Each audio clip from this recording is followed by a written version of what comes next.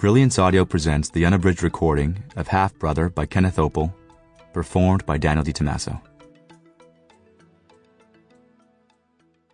Part 1. This is how we got Zan. He was 8 days old and his mother was holding him, nursing him. He was cuddled against her and she made comforting sounds, waving the flies away with her free hand. Her back was turned so she didn't see the gun when it fired the dart into her leg.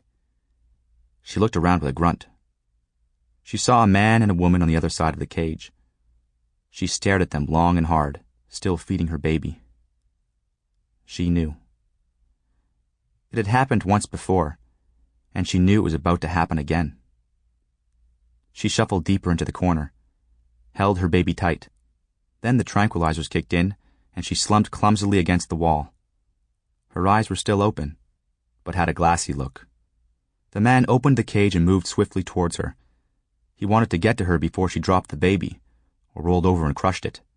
The mother sat, paralyzed, watching as the man pulled her whimpering baby away from her body.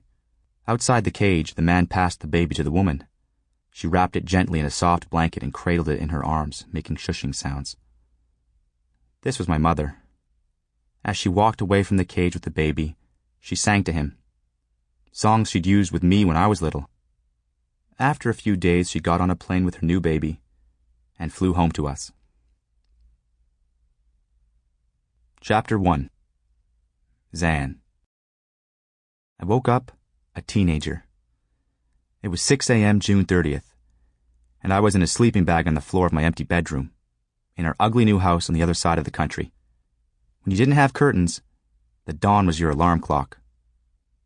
I didn't care. It was my birthday and I was 13 years old, and there was something exciting about being up so early, seeing the first light slant across your walls, hearing the birds make a racket, and knowing you were the only one awake in the house. The day seemed huge. Dad had promised to take me for a swim at the lake, and then out to a pizza place for dinner. I hoped he hadn't forgotten. Because with Mom away, I wasn't too sure he'd remember to get me anything. I'd mentioned a new bike, but he'd never been much good at things like birthdays, especially when he was busy. And right now, he was super busy, getting ready for his new project. I sighed.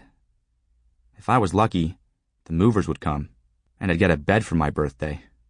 I looked around my new room, trying to decide where I was going to put all my stuff when it finally arrived. Scattered beside me on the Sample complete.